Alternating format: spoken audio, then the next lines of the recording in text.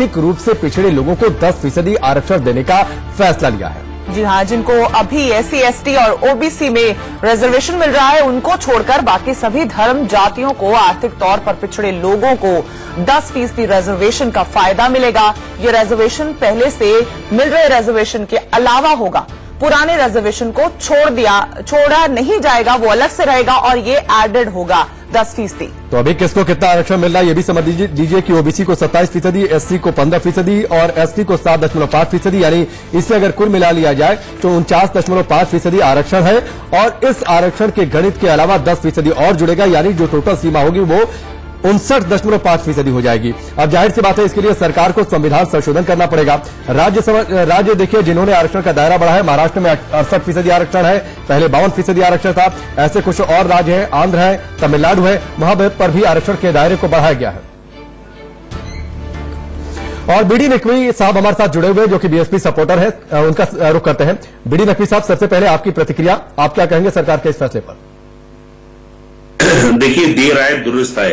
इस पॉलिसी, इस बारे में मैं ये कहूंगा कि गवर्नमेंट ने जो फैसला लिया, गरीब लोगों को, हाई कास्ट जो भी लोग हैं या जो लोग रिजर्वेशन से डिप्राइव्ड हैं, उनको भी 10% मिलेगा ये रिजर्वेशन। मैं ये समझता हूं कि ये आइंदा आने वाली गवर्नमेंट जो 2019 के बाद सरकार बनेगी, उसके लिए भी एक एजेंडा तय हो गया। लेकिन नकवी साहब, खबर यह है कि सरकार अभी संविधान में संशोधन करेगी और संसद में बिल लेकर जाएगी, तो ऐसे में अब जरूरत पड़ेगी, लोकसभा में तो आसानी से पास हो जाए, राज्यसभा के लिए दूसरी पार्टियों के सहयोग की जरूरत पड़ेगी, तो BSP समर्थन करेगी, बिल्कुल सरकार का समर्थन करेगी BSP। और पार्टियां इस रिजर्वेशन को अपोज नहीं कर पाएंगी, मेरा ऐसा सोचना है, क्योंकि ये डिमांड बराबर होती रही है। हमने ये देखा कि संविधान जब आया तो उसके बाद जो रिजर्वेशन हुआ शेड्यूल कास्ट के अंदर, उसके अंदर एक कम्युनल रिजर्वेशन हो गया, Muslims were deprived, minorities were deprived उसमें से।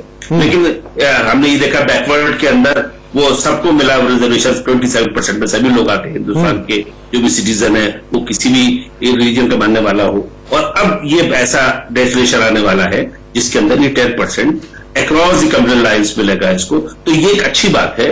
मैं ये समझता हूं कि ये बात सोच अगर की है, हम बहुत सी पॉलिसीज को गवर्नमेंट के अपोज करते हैं, लेकिन मैं इसको वेलकम करता हूं किसी भी तरह से।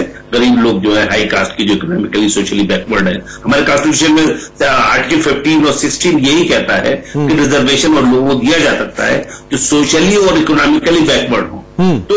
तो ऐसा रिजर्वेशन होगा और मैं समझता हूं कोई पार्टी उसको अपोज नहीं कर पाएगी। बीडी जी, आप ये समझते हैं कि जो इकोनॉमिकली वीकर सेक्शन है उन्हें ये दिया ही जाना चाहिए, पर उसका क्या करेंगे जो ऑलरेडी अप्रोक्सीमेटली 50% जाति के आधार पर दिया ही जा रहा है ऑलरेडी? तमिलनाडु में 70% है मैडम, अब ये समझ 70% तक रिजर्वेशन है। महाराष्ट्र में अभी हम बात कर रहे थे 64% हो गया। तो ये तो एक डॉक्ट्रिन ऑफ पर इंक्रीम होती है लॉ में कि भाई उसको नलिफाई कर दिया। अगर क्या ये ऐसा अमेंडमेंट हो जाएगा, ठीक है, तो ये बात फिर सुप्रीम कोर्ट में इसका डिस्कशन होगा, ये कहाँ किसी हद तक कॉन्स्टिट्यूशनली वैलिड है, ये सवाल बाद में पैदा होगा। अभी मैं समझता हूं कि अभी रिजर्वेशन इसके अंदर कोई भी अमेंडमेंट की जरूरत नहीं पड़ेगी, मेरा ऐसा सोचना है। चलिए ठीक है, आप हमारे साथ बने रहे। शिवपूजन हमारे सहयोगी इस वक्त पटना से जुड़े हुए, सीधे उनका रुख करते हैं। शिवपूजन, यूपी और बिहार में खासतौर पर जब सियासत होती है तो जातियों को आप अनदेखा कर नहीं सकते। अब ये सरकार का जो फैसला है जातियों से परे है, किसी भी जाति के हो, SC, ST और OBC के अलावा आप किसी भी जाति या धर्म से है, अगर आप आर्थिक आधार पर पिछड़े हैं तो आपको इसका फायदा मिलेगा। इन दो राज्यों में खासतौर पर गेम चेंजर साबित हो सकता है ये फैसला सरकार का।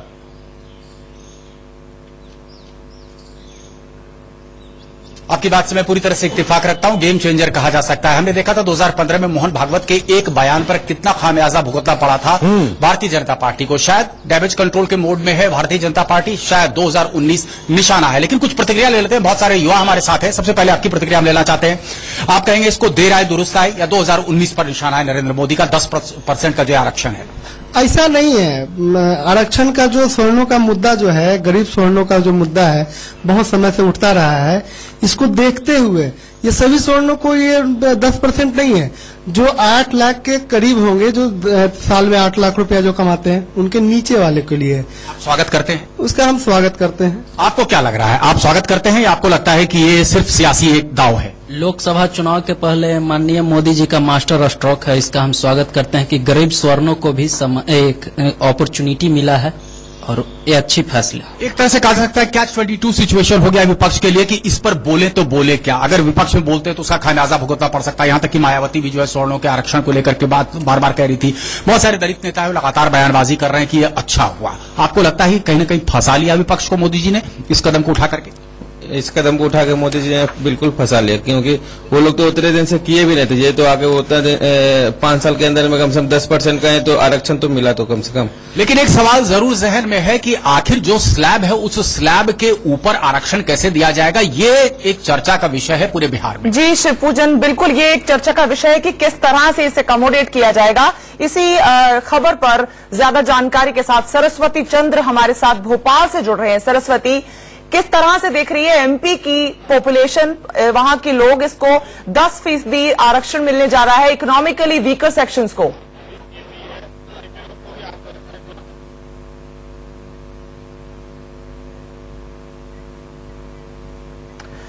चलिए सरस्वती चंद से हम बातचीत करेंगे, लेकिन ये बड़ा फैसला है, सरकार का बड़ा फैसला। शिवपूजन हमारे साथ जुड़े हुए हैं, सीधे उनका एक बार फिर से रुक कर लेते हैं। शिवपूजन, एक चीज तो और मैं आपसे समझना चाहूंगा बिहार की सियासत को लेकर, क्योंकि बिहार में जिस तरीके से एमवाई समीकरण को लेकर बातचीत तो होती है, इसमें यह कहा गया है कि ओबीसी, एसटी और ओबीसी के अलावा चाहे वो मुस्लिम हो, सिख हो, ईसाई हो, वो सभी इस दायरे में आएंगे।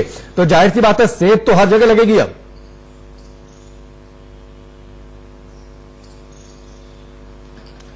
जाहिर तौर पर सेंध लगेगी और इसी बाबत महागठबंधन लगातार प्रयासरत है, लगातार कोशिश कर रहा है कि दूसरे एमवाई समीकरण के अलावे भी जो दूसरे इक्वेशन है वो उनके पाले में आए। रालोसपा का उनके पक्ष में जाना, हम का उनके पक्ष में जाना, और आज इस तरीके से मुकेश सहनी यहां पर आयोजन करते हैं, मछली भात खाएंगे, महागठबंधन को जिताएंगे, कहीं ना कहीं इसी बात की ओर इंगित करता है। जात की राजनीति हर वक्त यहां पर परवान चढ़ती है, लेकिन जाहिर तौर पर 10% का जो आरक्षण है ये एक ऐसा मुद्दा है, एक ऐसा इमोटिव इशू है। जी शिवपूजन, आप हमारे साथ बने रहिएगा। इस आरक्षण को लेकर आगे क्या होगा, इसको लेकर संविधान विशेषज्ञ अमरेंद्र शरण से इंडिया न्यूज ने खास बातचीत की है, आइए सुनते हैं। कैबिनेट ने गरीब सवर्णों को 10% आरक्षण की मंजूरी दे दी है। हमारे साथ वरिष्ठ वकील अमरेंद्र शरण जी हैं। सर, आप इसे संविधान के तहत कैसे देखते हैं, क्योंकि सुप्रीम कोर्ट के संवैधानिक पीठ के कई जजमेंट हैं जहां पर कहा गया है कि 49.5 जो आरक्षण की सीमा है उसे क्रॉस नहीं किया जा सकता, लेकिन अगर इस 10% को जोड़ दिया जाए तो 59.5 हो जाएगा। देखिए, आरक्षण की सीमा का एक तो उल्लंघन होता ही है, लेकिन उससे बड़ी संवैधानिक समस्या ये है कि संविधान ने आर्थिक आधार पर आरक्षण देने का कोई प्रबंध नहीं है। संविधान सिर्फ सोशल एंड एजुकेशनल बैकवर्डनेस के आधार पर ही रिजर्वेशन हो सकता है। आर्टिकल 15-16 यही कहता है। तो अगर आर्थिक आधार पर सवर्णों को भी देना है तो इसके लिए संविधान का अमेंडमेंट करना होगा, संशोधन करना होगा, और ये संशोधन जो संविधान के जो मौलिक ढांचा है, इसको बेसिक फीचर्स कहते हैं, उसका वायलेशन है कि नहीं ये सुप्रीम कोर्ट जज करेगी। अगर उसको 9th शेड्यूल में लाया जाए तो भी ये जज करेगी, और ये चैलेंज तो होगा ही। सर, 9th शेड्यूल क्या कहता है? 9th शेड्यूल में जो लॉ रख दिया जाता है उसको सुप्रीम कोर्ट या किसी कोर्ट में चैलेंज नहीं किया जा सकता इस आधार में कि वो किसी फंडामेंटल राइट का वायलेशन करती है, वो उससे बाहर हो जाता है। लेकिन कोयलहो का जजमेंट जो 9 जजेस के बेंच का जजमेंट है, उसमें सुप्रीम कोर्ट ने होल्ड किया कि सुप्रीम कोर्ट फिर भी ये देखेगी कि वो बेसिक स्ट्रक्चर का वायलेशन है या नहीं है। सर, अगर हम देखें अभी कैबिनेट ने इसे अप्रूव कर दिया है, इसके बाद का प्रोसीजर क्या होगा? अब सदन में जाएगा, चर्चा होगी? सदन में ऐसे नहीं जाएगा। सदन में पहले अमेंडमेंट बिल बनेगा, अगर इसकी कोई पार्लियामेंट्री कमेटी हो तो पार्लियामेंट्री कमेटी देखेगी, फिर ये दोनों सदनों में पास होना चाहिए 2/3 मेजोरिटी से, फिर हाफ ऑफ द स्टेट्स में पास होना चाहिए। मुझे इसका बहुत ही नजदीकी में कुछ संभावना, तुरंत होने की संभावना नहीं दिखती। सर, क्या अध्यादेश के जरिए भी इसे लागू किया जा सकता है? अध्यादेश के जरिए संशोधन तो किया ही जा सकता है संविधान का, लेकिन ये संशोधन अध्यादेश के जरिए कर सकना हमको संभव नहीं लगता। हाँ, वरिष्ठ वकील अमरेंद्र से हमारे साथ थे। कैमरामैन शिवली के साथ आशीष सिन्हा, इंडिया न्यूज दिल्ली। तो संविधान विशेषज्ञ को आप सुन रहे थे, सीधे भोपाल का रुख कर लेते हैं। सरस्वती चंद्र हमारे साथ जुड़े हुए हैं। सरस्वती, भोपाल के लोगों की प्रतिक्रिया क्या है सरकार के इस फैसले को लेकर? 10% अतिरिक्त आरक्षण, खासतौर पर उन लोगों को जातियों से परे जो आर्थिक आधार पर पिछड़े हुए, आर्थिक आधार पर जिन्हें गरीब कहा जाए। क्या बार-बार नेटवर्क फेल हो रहा है? हाँ सर, आपको प्रॉब्लम नहीं मिलता।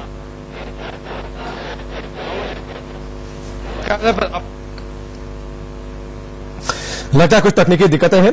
आरक्षण पर आरएसएस की दिशा में चली सरकार, ये बड़ा सवाल है, क्योंकि लगातार संघ की ओर से यह कहा जाता रहा है कि जो आरक्षण है वो जातिगत आधार पर नहीं बल्कि आर्थिक आधार पर होना चाहिए। और क्या इसी रास्ते पर सरकार आगे बढ़ रही है, इस पर हम बातचीत करेंगे। सवाल यह भी है कि 5 राज्यों की हार से क्या चुनावी रणनीति बदल गई है भाजपा की, और लगातार सियासी प्रतिक्रियाएं आ रही है। इस बीच सुनते हैं। बड़ी देर कर दी मेहरमा आते आते, और ये भी चुनाव के वक्त में, जिसका कोई लॉजिस्टिक समझ में आता नहीं है। आप देखो, कितना ही शीर्षासन कर लें, कितने ही जुमले गढ़ लें, अब मोदी जी को कोई भी आसन जो है पदच्युत होने से नहीं बचा सकता है। कई पार्टियों ने पहले भी समर्थन किया है कि सवर्ण जातियों में भी आर्थिक रूप से जो पिछड़े लोग हैं उनको आरक्षण मिलना चाहिए। लेकिन अगर आप आरक्षण के बारे में कोर्ट का रुख देखेंगे, न्यायालयों का रुख देखेंगे, कई बार ऐसा हुआ है कि राज्य सरकारों ने 50% की सीमा पार की और कोर्ट ने उसको रोक लगा दिया। तो इस व्यवस्था के लिए आपको संविधान संशोधन करना पड़ेगा। अगर आप 10% आर्थिक पिछड़े हुए सवर्णों को आरक्षण देना चाहते हैं तो उसके लिए सबसे पहली जरूरत है कि आप संविधान में संशोधन कीजिए और तब इस बिल को लेकर आइए। अगर सरकार की मंशा वास्तव में सवर्ण जातियों के आर्थिक रूप से पिछड़े हुए लोगों को आरक्षण देने की है, उनको न्याय देने की है, तो विशेष सत्र बुलाए सरकार, हम सरकार का साथ देंगे और फिर सभी पार्टियों का समर्थन जुटाकर इस बिल को पास कराया जाए। देखिए, हिंदुस्तानी अवाम मोर्चा सेकुलर जब से अपने स्थापन काल से ही गरीब सवर्णों को आरक्षण देने के पक्ष में रही है, विभिन्न समयों पर इसके लिए मांग उठाती रही है। और आज जैसा कि सुनने में आया है कि 10% गरीब सवर्णों को भी आरक्षण देने का सरकार फैसला लिया है। इस फैसला को देर से ही सही लेकिन अच्छा फैसला मैं मानता हूं। इसके लिए भारत सरकार को हम साधुवाद देते हैं।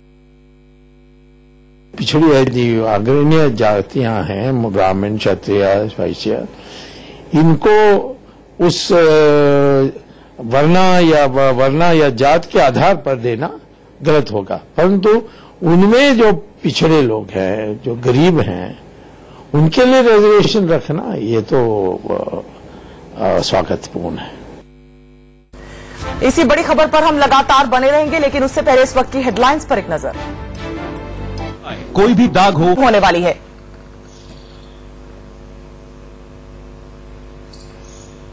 लेकिन जाहिर तौर पर जो एक कहते हैं पॉलिटिकल पॉइंट स्कोर करने की बात, कहीं ना कहीं मोदी जी ने आज वो पॉलिटिकल पॉइंट स्कोर कर लिया। देखना बेहद दिलचस्प होगा कि आखिर सदन के पटल पर जब ये मामला आता है तो बाकी पार्टियों का इस मामले पर क्या रुख होता है। भाजपा ने अपनी स्थिति स्पष्ट कर दी, लेकिन कुछ प्रतिक्रिया ले लेते हैं। बहुत सारे युवा हमारे साथ हैं। आपको लगता है आने वाला जो डगर अब होगा, आपने कैबिनेट में फैसला तो ले लिया, लेकिन एक बड़ी न्यायिक प्रक्रिया से होकर के गुजरना पड़ेगा ताकि ये जो है इसको अमली जामा पहनाया जा सके। आपको लगता है कि पार्टियां इसके खिलाफ आएंगी? कहीं ना कहीं ये जो आरक्षण हुआ है, ये गरीब तबके के जो स्वर्ण है उनको इसका बहुत लाभ होने जा रहा है। और जहां तक बात शिवपूजन, आपसे एक और बात जानना चाहेंगे। आपने इससे पहले अपनी बात में कहा था कि कहीं ना कहीं मोदी सरकार का डैमेज कंट्रोल मूव भी हो सकता है, तो क्या जनता इसके मद्देनजर मोदी जी को एक नई लाइट में देखेगी?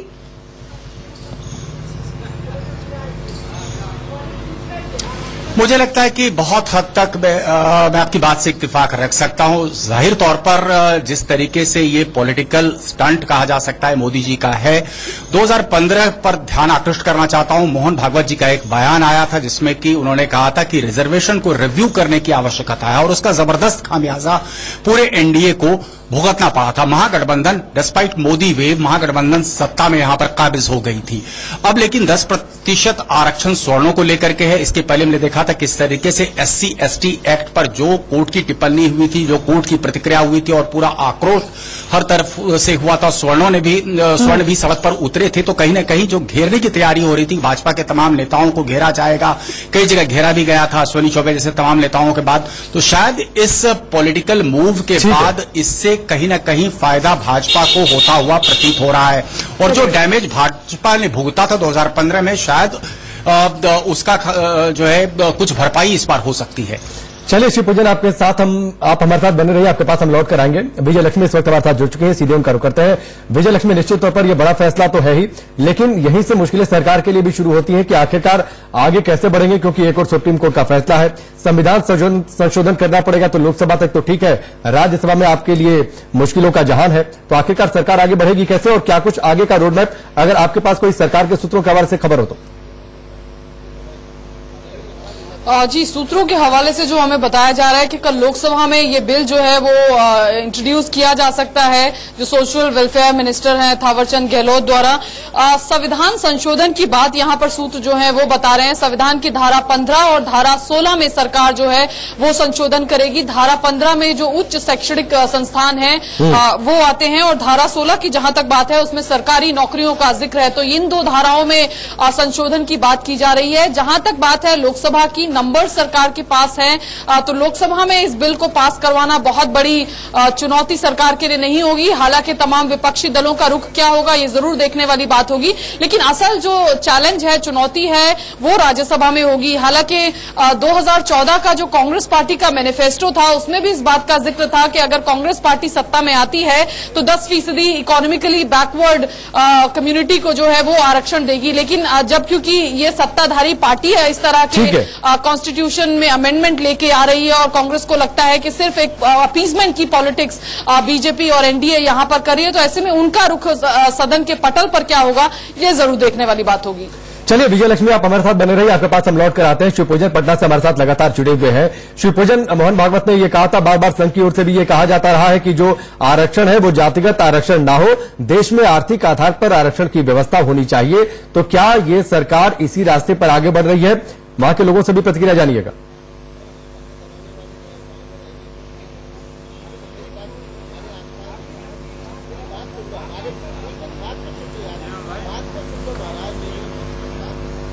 तो शिवपूजन के पास हम रुख करेंगे। विजय लक्ष्मी, आपसे भी यही सवाल, बार बार संघ की ओर से यह कहा गया है कि आरक्षण जो है उसका आधार जातिगत नहीं होना चाहिए, आर्थिक होना चाहिए। तो मोदी सरकार इसी रास्ते पर आगे बढ़ रही है? बिल्कुल, लेकिन अगर पॉलिटिकल डिविडेंड्स की बात करें तो बिहार के चुनाव में वो मिला नहीं भाजपा को। तो इलेक्टोरल पॉलिटिक्स में जब आप होते हैं और चुनावी साल है उसमें आपको हर कदम जो है वो फूक फूक कर रखना पड़ता है। और पहले ही एक उदाहरण भाजपा के सामने है, एनडीए के सामने है कि कैसे उस तरह एक बड़ी वजह जिस तरह से नतीजे रहे थे बिहार असेंबली इलेक्शंस के, वो मोहन भागवत ने जिस तरह की बयानबाजी उनकी तरफ से हुई वो रहा। तो जरूर, और इसके अलावा भी बहुत सारी टेक्निकल चीजें हैं जो आपको देखनी होंगी। संशोधन आता है, उसके बाद वो जरूर स्क्रूटनी ऑफ लॉ उसको जो है वो पार करना होगा। और अगर ऐसा होता है, गुजरात के मामले में हमने देखा 10%, वहां पर भी इकोनॉमिक बैकवर्ड क्लासेस के लिए रिजर्वेशन का प्रावधान किया गया था, लेकिन हाईकोर्ट ने उसको क्वॉश कर दिया था। तो तमाम उदाहरण है। हालांकि आपके सामने उदाहरण तमिलनाडु का भी है, मामला सुप्रीम कोर्ट में लंबित है। 9th शेड्यूल के अंदर जरूर उस समय जो है वो लाया गया था, 69% का वहां पर जो है वो आरक्षण है। हालांकि मामला जो है सुप्रीम कोर्ट में लंबित है। काफी सारी तकनीकी चीजें हैं और इसमें देखना जरूर होगा, राह जरूर मुश्किल होगी। लेकिन मैसेजिंग की जहां तक बात करें, असेंबली इलेक्शंस जितने हुए, चाहे राजस्थान का हुआ, मध्य प्रदेश का हुआ, जो सेंटिमेंट था सवर्ण वर्ग का, वो जरूर कहीं ना कहीं जो सत्ताधारी दल थे इन दोनों राज्यों में उसको महंगा साबित हुआ, क्योंकि आक्रोश जरूर जरूर था SC/ST अमेंडमेंट एक्ट में जिस तरह से किया, उसके बाद सवर्ण में सवर्ण जो वोटर्स थे, तो ये जरूर यहाँ पे मैसेजिंग जरूर एक NDA की तरफ से करने की कोशिश हो रही है। जी चलिए, वर्णित का रुख कर लेते हैं। आप हमारे साथ बने रहिए। शिवप्रजन भी हमारे साथ जुड़े हुए हैं। वर्णित, यूपी और बिहार में हम हमेशा बातचीत करते हैं, जाति की सियासत ज्यादा होती है। उत्तर प्रदेश में तो खासतौर पर एक मायावती का अपना वोट बैंक है, अखिलेश यादव का अपना एक वोट बैंक है, बीजेपी का अपना एक वोट बैंक है। तो इस फैसले के जरिए कहीं न कहीं सरकार की मंशा यह है कि इन दोनों के वोट बैंक में सेध लगाया जाए, जो इस आधार पर आएंगे उनको अपने पाले में लाया जाए कम से कम। देखिए, जाहिर सी बात है, इसके मायने कई निकाले जा रहे हैं। और जिस तरीके से SC/ST एक्ट के बाद सवर्णों में खासा रोष था, तो कहीं ना कहीं उस गुस्से को कम करने के लिए ये एक ब्रह्मास्त्र हो सकता है बीजेपी का। और जिस तरीके से ये सवाल इसलिए था वर्णित, ये सवाल इसलिए था थोड़ा सा मैं इसमें जोड़ दूं। यूपी का जो जातीय समीकरण है, करीब 12 से 13% ब्राह्मण आते हैं, 6 से 7% ठाकुर आते हैं और 3 से 4% करीब बनिया और कायस्थ आते हैं, कुल करीब 23%। और यही 23% करीब जो पिछड़ी जातियां हैं। तो कहीं ना कहीं से ये 23% इंटैक्ट हो जाए, पूरी तरीके से बीजेपी के पक्ष में चला जाए, ये कोशिश है इस फैसले के द्वारा। एकदम यही कोशिश है बीजेपी की। और वो इस बार जो 73 का आंकड़ा है उससे ज्यादा जाना चाहती है। 73 प्लस का उनका मिशन है और उसके लिए पूरी टैक्टिक्स और पूरी प्लानिंग जो है बीजेपी के द्वारा अपनाई जा रही है। और इसको भी उसी के साथ ही जोड़ के देखा जा रहा है। और अब ये देखना होगा कि इसका किस तरीके से फायदा मिलता है। लेकिन अगर बात की जाए सहयोगी दल की, चाहे अगर बात की जाए OP राजभर की, मेरी अभी कुछ ही देर पहले उनसे बातचीत हुई है और उस पर उन्होंने बोला है कि ये भी एक जुमला ही होगा और इसको वो लोकसभा में जरूर पास करवा ले जाएंगे, लेकिन राज्यसभा में फिर वो कहां। चलिए, वर्णित अब ये वक्त बताएगा कि सरकार का जुमला है। हालांकि सरकार के सामने मुश्किलें जरूर होंगी, क्योंकि तमाम सवाल है, तमाम मुश्किलें, सुप्रीम कोर्ट का फैसला है, कोर्ट संविधान में संशोधन, लोकसभा में तो स्थिति ठीक है, लेकिन राज्यसभा में क्या होगा, क्या सभी पार्टियां समर्थन करेंगी और विरोध करेंगी, तो आखिरकार किन तर्कों पर विरोध करेंगी, आने वाला वक्त लेकिन बड़ा दिलचस्प होगा। आप सभी हमारे साथ बने रहिए। यहां पर रुकेंगे एक ब्रेक के लिए, बहुत जल्द वापस लौटते हैं इसी बड़ी खबर और बड़ी कवरेज के साथ।